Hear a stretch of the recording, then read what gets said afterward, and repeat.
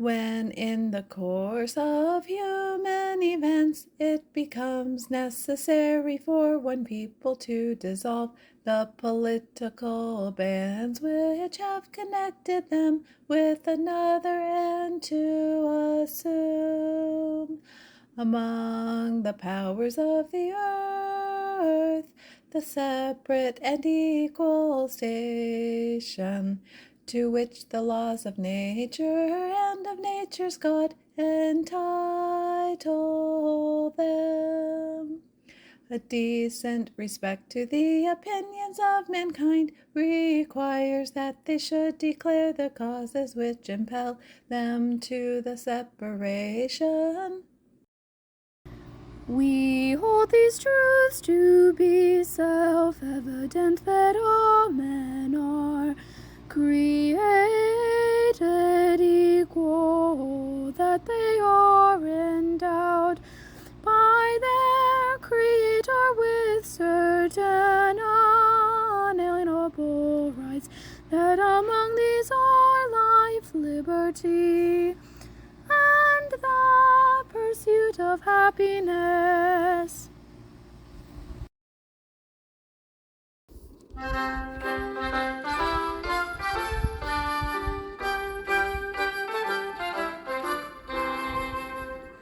That to secure these rights,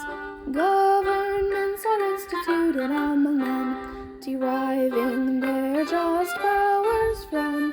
the consent of the governed,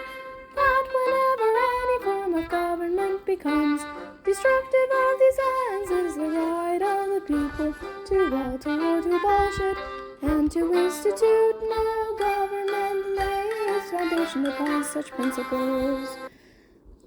and organizing its powers in such form as to them shall seem most likely to affect their safety and happiness.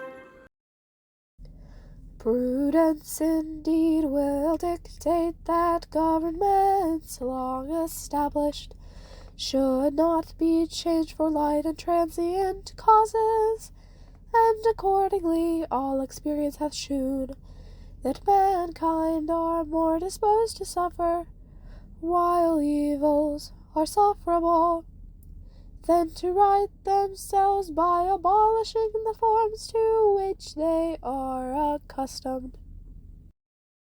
But when a long train of abuses and usurpations, pursuing invariably the same object, evinces a design to reduce them under absolute despotism, it is their right, it is their duty to throw off such government, and to provide new guards for their future security. It is their right, it is their duty to throw off such government, and to provide new guards for their future security. Such has been the patient sufferance of these colonies, and such is now the necessity which constrains them to alter their former systems of government.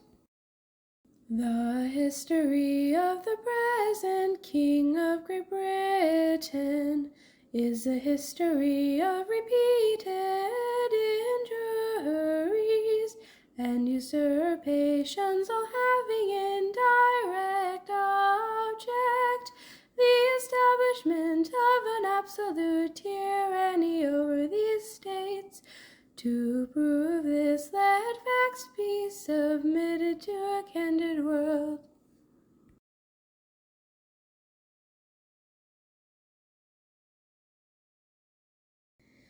In every stage of these oppressions, we have petitioned for redress in the most humble terms. Our repeated petitions have been answered only by repeated injury. A prince whose character is thus marked by every act which may define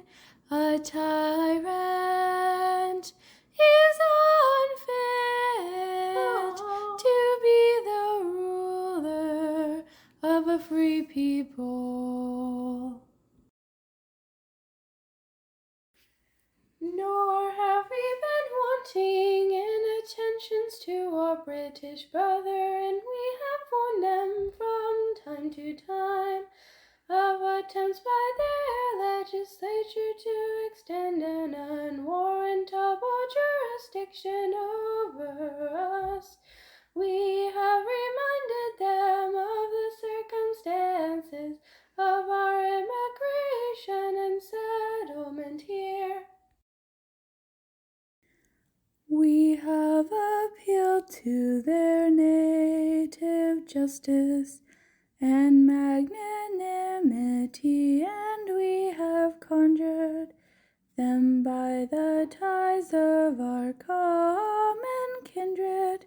to disavow these usurpations, which would invariably interrupt our connections and correspondence. They too have been deaf to the voice of justice and of consanguinity. We must therefore acquiesce in the necessity which denounces our separation and hold them as we hold the rest of mankind, enemies in war, in peace, friends.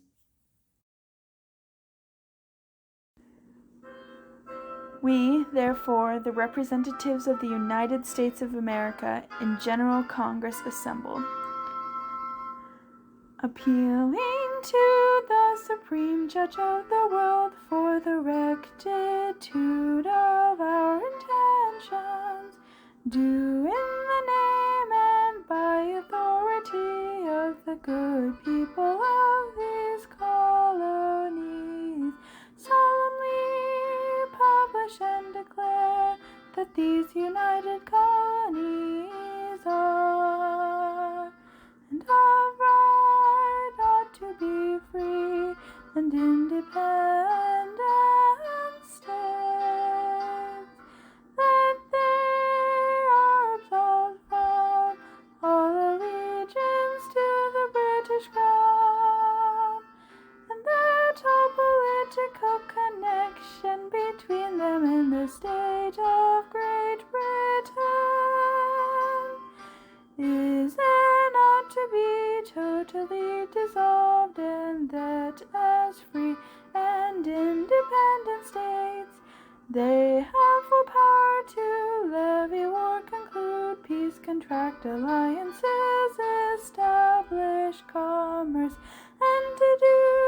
all other acts and things which independent states may. Right to and for the support of this declaration,